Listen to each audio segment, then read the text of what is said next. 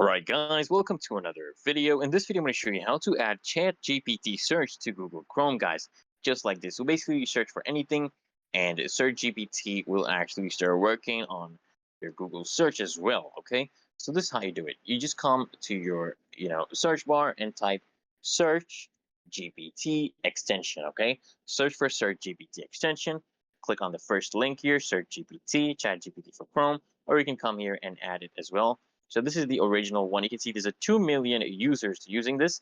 So you just want to come here and click on add to Chrome and click on add to extension. And basically it's going to start downloading the extension, guys. And it's going to be adding it to our Chrome browser, as you can see right here.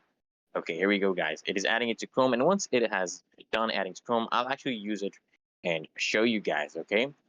Let's finish. Let's wait for this to finish first so I can actually show you it and it works.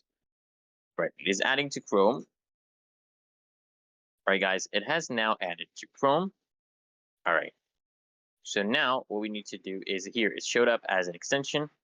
So what we need to do is come to your search bar and search something like what is a JavaScript, okay? What is JavaScript? And it's gonna start working right here automatically. As you can see, ChatGPT is working and is trying to give us a response. Or you can just come here and click on these extensions. Click here on the Search GPT extension and you can search something up, okay? You can search, let's search for something. Are tigers actually cats? Okay, we're searching something like, are tigers actually cats?